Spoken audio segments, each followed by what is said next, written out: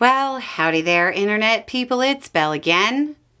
So today, we're going to talk about Trump's negotiators getting trumped with China and how sometimes past is prologue. There are a bunch of criticisms about Trump that seem silly at first, until you see how they affect real developments.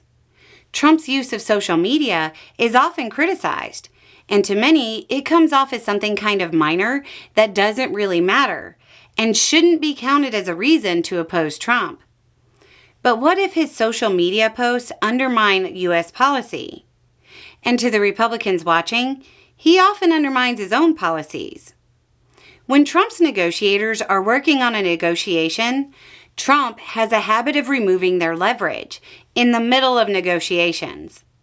The most dramatic and probably the most important was during his first term, when he kept tweeting how badly he wanted the U.S. out of Afghanistan.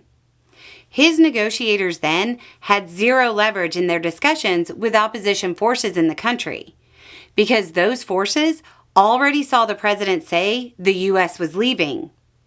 The negotiators couldn't say, if you don't comply with this, we can't leave, because Trump had already expressed how badly he wanted to leave.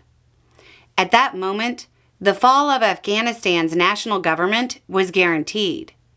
The Taliban didn't have to worry about the U.S. anymore. They could focus on organizing for the withdrawal and the move to retake the country. And that's exactly what they did.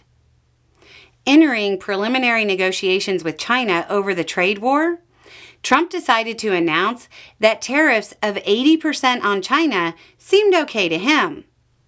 His negotiators lost half their leverage before they ever even really started negotiating. They can't get anything, not even goodwill, in exchange for the 65% he surrendered. Now, it's worth noting that this might be Trump's way of trying to de-escalate the situation, but doing that at this point will just be read as him caving. This was something his negotiators should have done behind closed doors in talks with the Chinese, so they could have presented it as him being the hardline person they'd have to convince to reduce the tariffs. This allows the negotiators to establish a rapport and build trust with their counterparts. Trump took that away with an offhand comment.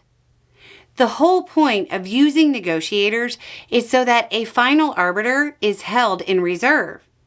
Not just does it allow for a person who isn't connected to the negotiations and who has no pride of authorship in the negotiations to review it with fresher, more objective eyes. It allows the negotiators to use the arbiter as a negotiation tool. Oh, I'll take it to the boss and see what he says. Or, look, I'd love to help you out with this, but I don't think the boss will go for it unless you can get this number 0.5% lower. Trump's constant unnecessary commentary robs negotiators of those tools. More importantly, the inconsistency and erratic behavior is now being read as weakness. The U.S. hand isn't as strong as many Americans think it is. There is a belief that losing exports to the U.S. would somehow totally destroy China's economy. Those exports make up about 3% of China's GDP. If you think China's economy would crumble based on that drop and Trump could destroy their economy, I have some numbers for you.